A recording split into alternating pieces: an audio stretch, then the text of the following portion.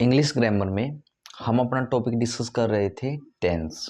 और जैसा कि आप सभी को पता होगा, टेंस में जो आपकी प्रीवियस वीडियो थी उसमें मैंने आपको क्या बताया था कि जो टेंस है, ठीक है ना, एक्चुअली टेंस किसको बोलते हैं, मीन्स की डेफिनेशन ऑफ टेंस के बारे में मैंने आपको बताया था। उसके बाद मैंने आपको क्या बताया था, जो टेंस है ना उसकी टाइप्स कितनी होती है। टाइप्स के बाद मैंने आपको क्या बताया था कि उन टाइप की भी सब टाइप होती हैं, ठीक है ना। तो ये जो चीज़ें मैं ऑलरेडी आपको बता चुका हूँ। यदि आपने क्या है वो वीडियो नहीं देखी है तो आप प्लीज़ जाके उस वीडियो को देखिए। यानी कि उसमें मैंने क्या है इम्पोर्टेंट कुछ जो बातें हो सकती है उन बातों के बारे में क्या किए है, अच्छे से डिस्कस किए हैं। अभी देखिए, ठीक है ना, यहाँ पे मैं आपको वो चीज़ नहीं सिखाने वाला हूँ कि भाई हाँ हिंदी में मैंने यहाँ पे एक एग्जाम्पल लिख दिया, आप ना उस चीज़ को इंग्लिश में ट्रांसलेट करें। ऐसा आप ना यहाँ नहीं सीखने वाले हूँ, क्योंकि हमें क्या करना है अकॉर्डिंग टू कॉम्पिटिटिव एग्जाम, जैसा कि हमारे एग्जाम में पूछा जाता है उसके अकॉर्डिंग हम यहाँ पे क्या चीज़ों को समझने वाले हैं। वहाँ तो सीधा क्या देगा, एग्जाम्पल दे देगा, ब्लैंक छोड़ देगा, ब्लैंक में फिल करने के लिए बोल देगा, एरर बेस्ड पूछ लेगा वो, ठीक है ना, कि भाई फर्स्ट पार्ट में एरर है, सेकंड पार्ट में एरर है, ठीक है ना, थर्ड में या फोर्थ में, या फिर कोई एरर नहीं है। एरर बेस्ड क्वेश्चन पूछ सकता है। ऐसे करके क्या है 3 से 4 टाइप को मिला के टेंस में हमसे क्या है क्वेश्चन पूछ लिए जाते हैं।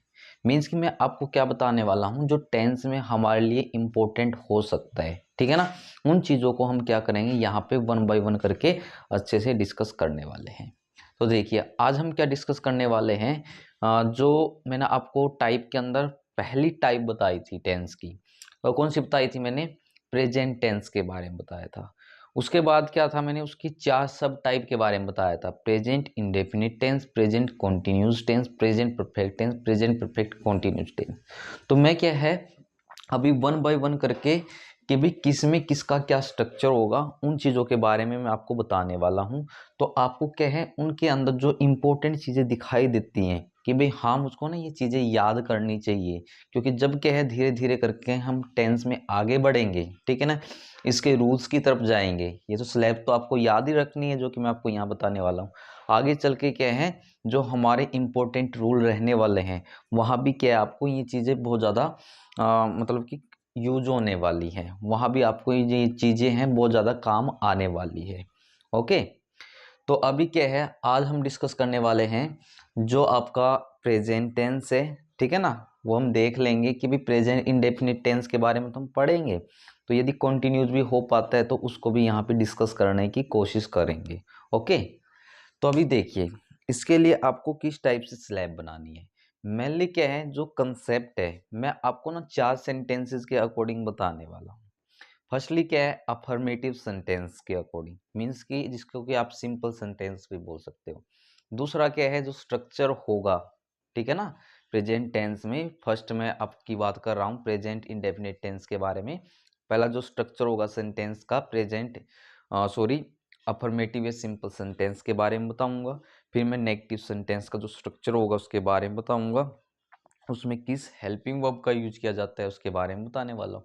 उसके बाद इंटेरोगेटिव के अंदर स्ट्रक्चर क्या होगा उसके बारे में बताऊंगा। फिर इन दोनों का जो मिक्स होगा इंटेरोगेटिव प्लस में जो आपका नेगेटिव होगा उसका जो स्ट्रक्चर है वो क्या रहने वाला है। वेल हालांकि मतलब कि एक चीज़ और होती है हमारी जो WH फैमिली पे बेस्ड होती है, ठीक है ना, वो आपको यहाँ पे करने की जरूरत ही नहीं है।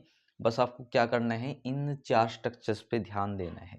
4 कौन से, अफर्मेटिव या सिंपल का, दूसरा नेगेटिव का, तीसरा इंटेरोगेटिव का, और फोर्थ इनका मिक्स यानी कि इंटेरोगेटिव और नेगेटिव का। जो स्ट्रक्चर या इंपॉर्टेंट बातें जैसे कि मैंने अभी बोला आपको कि आपको लगता है भी ये हमारे लिए ज़रूरी हो सकती है, उन चीज़ों को आपको अच्छे से याद करना है, अच्छे से लर्न कर लेना है।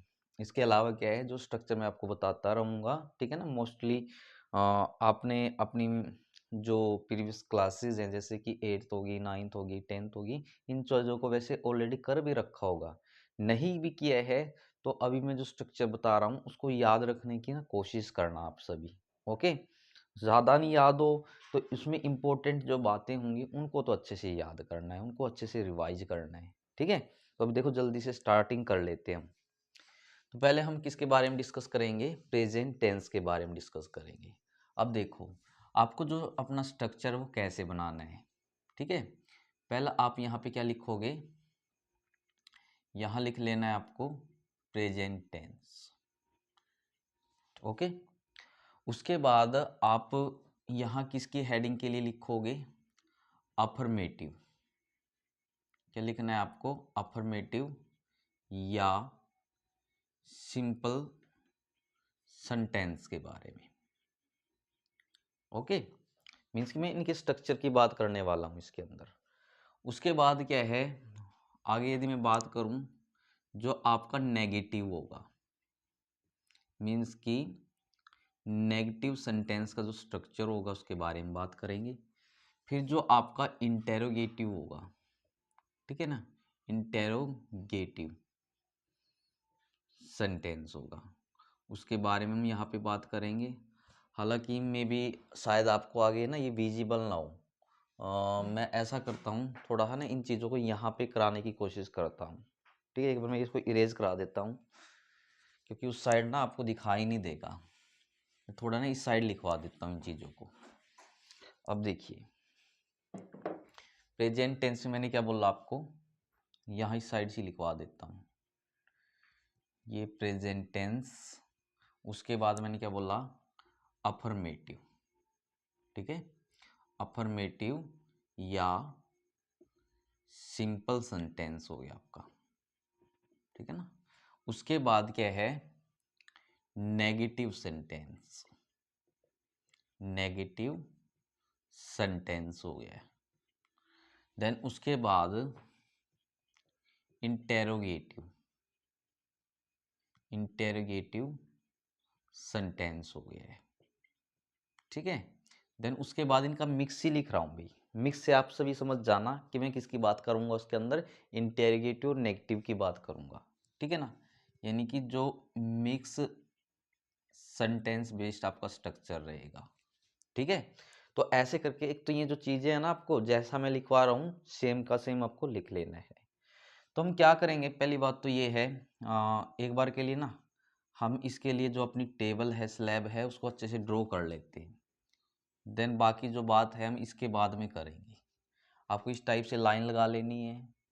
सिमिलरली क्या करना है, स्केल या जो भी कुछ है आपके पास में, अच्छे से यहाँ पे लाइन को ड्रॉ कर लेना है। ठीक है, देन यहाँ पे ऐसे करके ये एक लाइन लगा लेनी है, यहाँ एक लाइन, यहाँ ऐसे। ठीक है ना, ऐसे करके ये एक टेबल टाइप में बन जाएगा आपका। ओके, और चलिए इसको हम ना बाद में ही ज्वाइन करेंगे, क्या पता ये चीज़ कहाँ तक आए आपकी। ठीक है, फिलहाल के लिए आप क्या करोगे, इस टाइप से अपनी एक अच्छे से टेबल बना लेनी है। मैं एक बार इन चीज़ों को रिपीट करा देता हूँ। आज हम डिस्कस करेंगे प्रेजेंट टेंस, मतलब कि जितना पॉसिबल हो पाएगा उसके सब पार्ट के बारे में। कुल मिला के पहला ही हमारी ये टाइप थी प्रेजेंट टेंस की। इसमें जो अफर्मेटिव या सिंपल सेंटेंस का स्ट्रक्चर होगा उसके बारे में डिस्कस करेंगे, नेगेटिव सेंटेंस के बारे में, इंटेरोगेटिव सेंटेंस के बारे में, मिक्स सेंटेंस के बारे में। अब देखो प्रेजेंट टेंस, ये तो सभी को पता है जो फिलहाल में आपका चल रहा है। इसमें हम किसके बारे में डिस्कस करने वाले हैं, पहले तो इसके फर्स्ट सब पार्ट के बारे में डिस्कस करेंगे। तो फर्स्ट सब पार्ट क्या था आपका, तो आप सब बोलोगे प्रेजेंट इंडेफिनिट टेंस। और ये भी ध्यान रखने वाली बात है, स्पेलिंग पे ध्यान रखना। मैंने क्या लिखा है इधर, इंडेफिनिट लिखा है। और मैंने जो अपनी ये फर्स्ट वाली वीडियो थी ना, इससे पहले वाली वीडियो थी जो प्रीवियस वीडियो थी, उसमें भी बताई थी ये बात। बहुत से बच्चे इस चीज़ को क्या लिख देते हैं, इंडेफिनेट लिख देते हैं, NATE लिखते हैं वो लोग। इंडेफिनेट नहीं लिखना है आपको, क्या लिखना है इसमें, इंडेफिनिट लिखना है, INITE लास्ट में आपको ये चीज़ें लिखनी है। ठीक है ना, इसके बारे में अच्छे से डिस्कस करेंगे। तो पहले हम क्या है, प्रेजेंट इंडेफिनिट टेंस में अफर्मेटिव या सिंपल सेंटेंस का जो स्ट्रक्चर रहने वाला है, ठीक है ना, किसके अकॉर्डिंग क्या है, हम किसी भी सेंटेंस को कैसे कन्वर्ट करते हैं। हालांकि मैं सेंटेंस कन्वर्ट करना नहीं सिखा रहा हूँ, लेकिन इस स्ट्रक्चर से आपको ना बहुत सी जो चीज़ें हैं ना वो सीखने को मिलेगी। तो वो स्ट्रक्चर क्या रहेगा आपका, ठीक है ना। तो मैं इसको शॉर्ट में लिख रहा हूँ स्ट्रक्चर को। देखिए पहले आपका आएगा सब्जेक्ट, क्या करना है, सब्जेक्ट का यूज करना।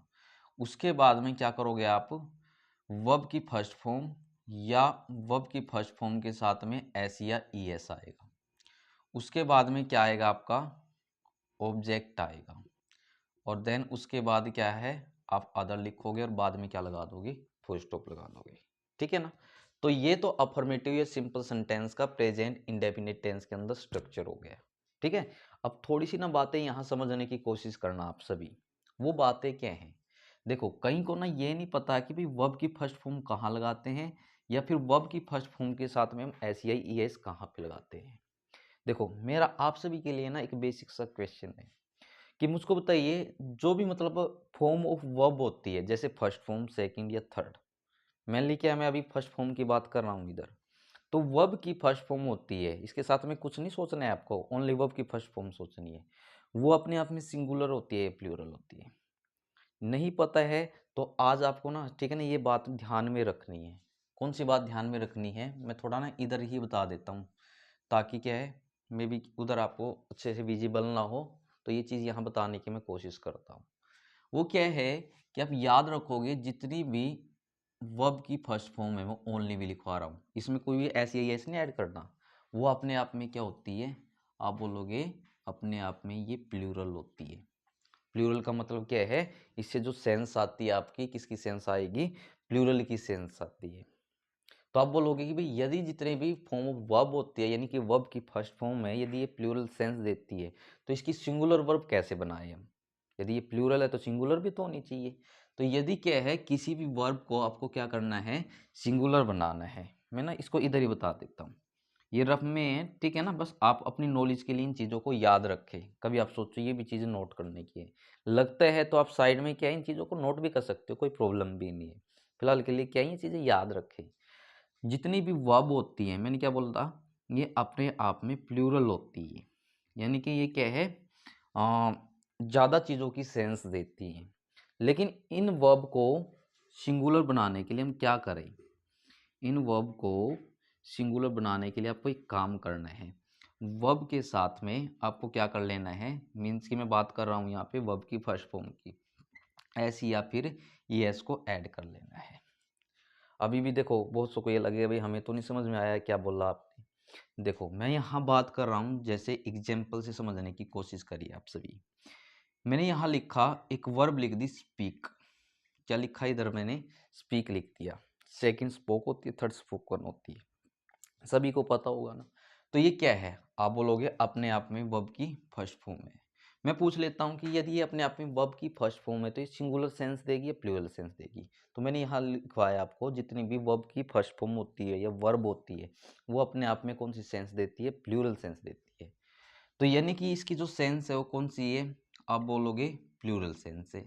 तो मुझको तो क्या करना है, इसको ना सिंगुलर वर्ब में कन्वर्ट करना है। तो मैंने क्या बताया, यदि आपको वर्ब को सिंगुलर में कन्वर्ट करना है, तो वर्ब की फर्स्ट फॉर्म के साथ ऐसे ही ऐड कर दो।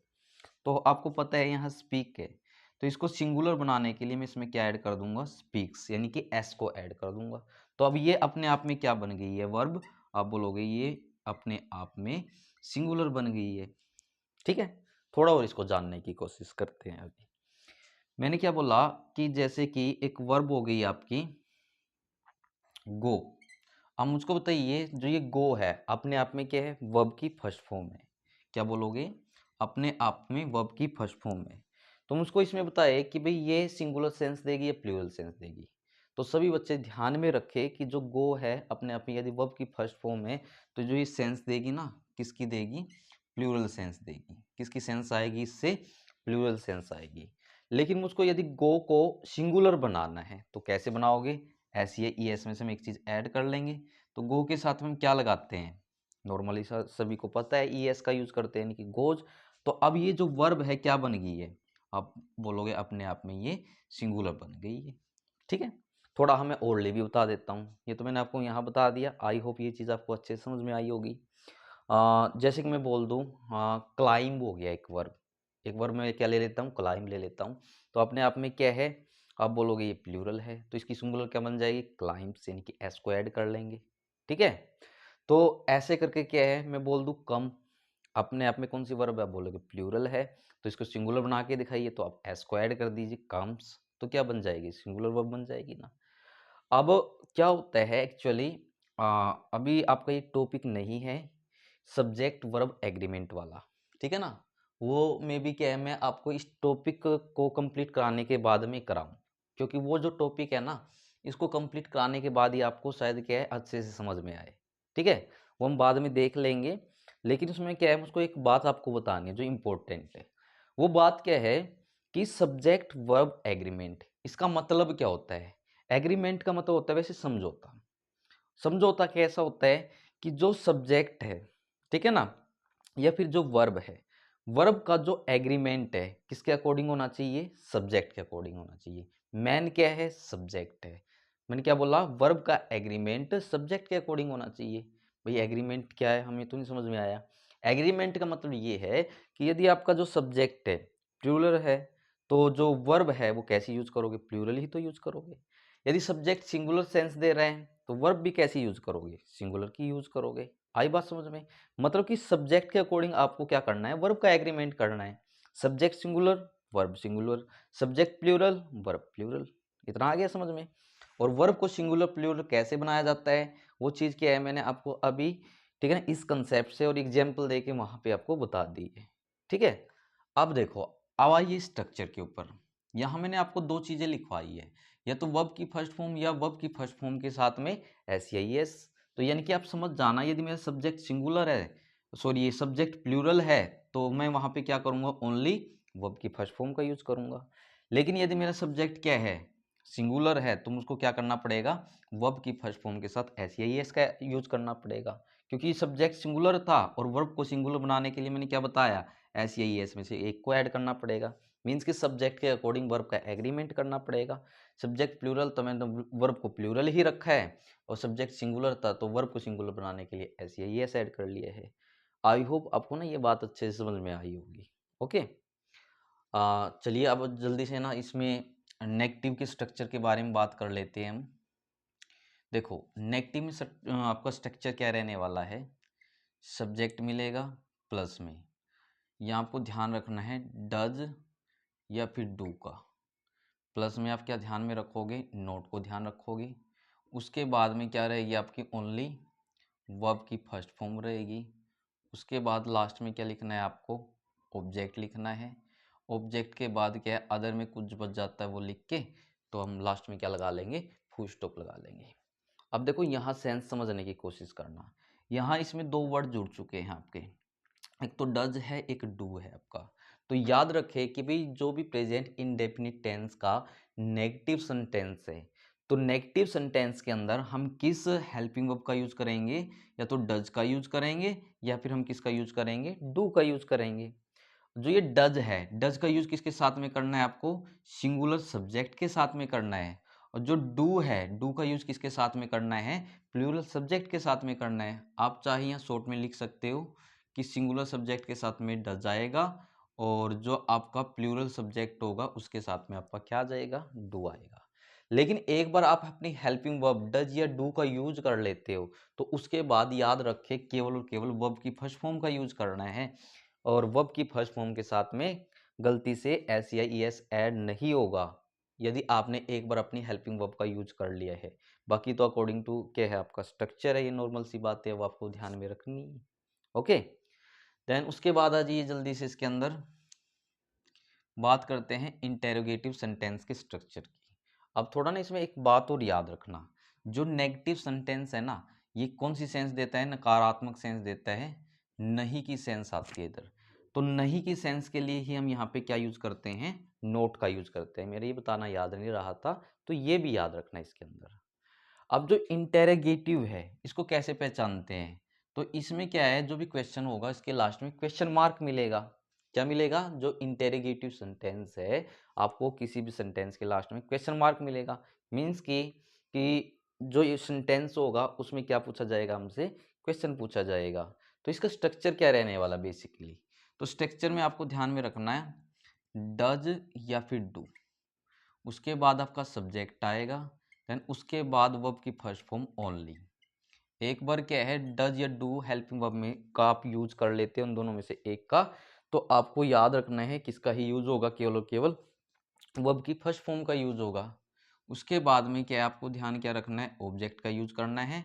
और जो अदर में बच जाता है बाई चांस कुछ वो लिखना है, बट लास्ट में आपको क्या करना है, फुल स्टॉप न लगा के साइन ऑफ इंटेरोगेशन का यूज करना है, मतलब कि क्वेश्चन मार्क लगाना है सेंटेंस के लास्ट में।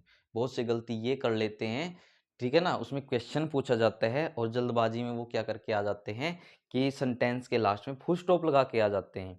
तो आपको ये भी समझना है कि भाई ये ना क्वेश्चन पूछा गया है सेंटेंस के अंदर, यदि क्वेश्चन पूछा गया है तो लास्ट में हम क्या लगाएंगे, साइन ऑफ इंटेरोगेशन का यूज करेंगे, ठीक है।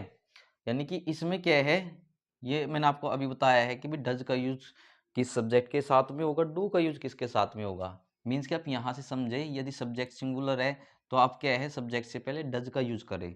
सब्जेक्ट प्लूरल है तो ये आपको क्या करना है, हेल्पिंग वर्ब के तौर पे डू का यूज कर लेना है। मतलब कि इस सब्जेक्ट को देख के डू या डज में आपको एक लगाना है। तो ये सिंगुलर के साथ लगेगा यदि सब्जेक्ट सिंगुलर है, ये प्लूरल के साथ लगेगा यदि सब्जेक्ट प्लूरल है। फिर मैंने ये लिखा है कि ओनली वर्ब की फर्स्ट फॉर्म का यूज करना है, इसके साथ गलती से एस या एस नहीं ऐड होगा। क्यों नहीं होगा, एक बार आपने क्या कर लिया, डू या डज एक हेल्पिंग वर्ब का इधर यूज कर लिया है, तो दोबारा आपको क्या है, किसी भी हेल्पिंग वर्ब का यहाँ पे यूज नहीं करना है। सॉरी, इसका वर्ब की फर्स्ट फॉर्म का ही यूज करना है, अदर किसी वर्ब का यहाँ पे यूज नहीं करना है। ओके। और ये जो साइन ऑफ इंटेरोगेशन बताया गया है, इसको भी क्या है, आप अच्छे से ध्यान में रखोगे। ठीक हो गया ना। चलिए जल्दी से अब बात करते हैं जो मिक्स सेंटेंस है, इसके स्ट्रक्चर के बारे में। तो मिक्स सेंटेंस में मैंने जैसे कि आपको बताया है कि इसमें ना इंटेरोगेटिव नेगेटिव का कॉम्बिनेशन होगा। मतलब ये होगा कि आपको सेंटेंस के अंदर नहीं की सेंस भी आएगी और उसके अंदर क्वेश्चन भी पूछा जाएगा। मीन्स कि लास्ट में हमें क्या लगाना पड़ेगा, सेंटेंस के क्वेश्चन मार्क भी लगाना पड़ेगा। तो स्ट्रक्चर क्या है इसका, कि भाई यदि इंटेरोगेटिव है तो डेफिनेटली होता है क्या, इंटेरोगेटिव में जो हेल्पिंग वर्ब है वो हमेशा सब्जेक्ट से पहले यूज की जाती है। ठीक है ना, यही होता है इंटेरोगेटिव के अंदर। यानी कि डज या डू, उसके बाद आपका सब्जेक्ट आएगा। सब्जेक्ट के बाद क्या करना है, आपको नोट का यूज करना है। नोट के बाद ओनली वर्ब की फर्स्ट फॉर्म आएगी। उसके बाद आप क्या करोगे, ऑब्जेक्ट का यूज करोगे और इसके बाद में अदर का यूज करना है और लास्ट में क्या लगा लेंगे हम, साइन ऑफ इंटेरोगेशन का इधर यूज करेंगे। किसका यूज करना है आपको लास्ट में, साइन ऑफ इंटेरोगेशन का। अब देखो ये क्या है, आपका मिक्स है। मिक्स है तो देखो सब्जेक्ट से पहले हेल्पिंग वर्ब यूज होगी, जो किसको डिनोट करेगा, किसके बारे में बताएगा कि भाई इसमें हमसे क्वेश्चन पूछा गया है। डज का यूज जैसे मैंने आपको अभी 2 बार बता दिया है, सिंगुलर सब्जेक्ट के साथ में। डू का यूज सिंगुलर प्लूरल सब्जेक्ट के साथ में। नोट इसलिए लगा है क्योंकि इसमें हमें नहीं की सेंस भी आएगी, नेगेटिव सेंस भी आएगी। वर्ब की फर्स्ट फॉर्म ओनली क्यों लिखा गया है, क्योंकि आपने यहाँ पे हेल्पिंग वर्ब यूज कर ली है और एक बार इसमें क्या होता है, हेल्पिंग वर्ब यूज कर ली जाती है तो केवल क्या करना होता है आपको, इस टेंस के अंदर ओनली वर्ब की फर्स्ट फॉर्म का यूज करना है। बाकी तो क्या है, ये सिंपल ही है, ऑब्जेक्ट और अदर का यूज करके। लेकिन लास्ट में इसको नहीं बोलना है क्योंकि क्वेश्चन भी पूछा गया है इसके अंदर। तो यानी कि हमें लास्ट में फुल स्टॉप ने लगा के साइन ऑफ इंटेरोगेशन का इधर यूज करना है। ठीक है ना। तो अभी देखो मैंने क्या है, इसके अंदर कुछ इंपॉर्टेंट बातों का जिक्र किया है। तो ये सभी की सभी जो बातें हैं आपको अच्छे से याद रखनी है। ठीक है ना, इसका अच्छे से आपको क्या कर लेना है, स्ट्रक्चर बना लेना है। और स्ट्रक्चर बना लेने के बाद में जो भी मैंने यहाँ इंपॉर्टेंट बातें बताई हैं, इन सभी इंपॉर्टेंट बातों को आपको अच्छे से याद कर लेना है। क्या करना है, इनको अच्छे से याद करना है। ओके। तो देखिए फिलहाल क्या है, इस वीडियो में आपको सिर्फ ना इतना ही करना है जितना कराया गया है। इन चीज़ों को, ठीक है ना, बेशक से कम हो, ज़्यादा की लालसा ना करिए, बेशक कम हो लेकिन उन कम चीज़ों को अच्छे से करिए, ताकि इससे रिलेवेंट कोई भी क्वेश्चन आ जाए इन फ्यूचर, क्या है, ऐसे क्वेश्चन में हम कभी भी ना कोई गलती ना करके लेके आए। ठीक है ना। थोड़ा हो जाएगा लेकिन क्या है, यहाँ पे आपको बिल्कुल अच्छे से और बढ़िया तरीके से कराया जाएगा। बस आपको करना क्या है, इन चीज़ों को साथ के साथ में मतलब कि रिवाइज करते रहना। ओके। तो फिलहाल इस वीडियो में इतना ही। कल मिलेंगे अपने प्रेजेंट टेंस के सेकंड सब पार्ट में, मीन्स की प्रेजेंट कॉन्टिन्यूस टेंस में। ठीक है ना। तो इस वीडियो में फिलहाल के लिए इतना रहने वाला है, तो इसका अच्छे से आप क्या कर लोगे, अपना रिवीजन कर लेना। ओके।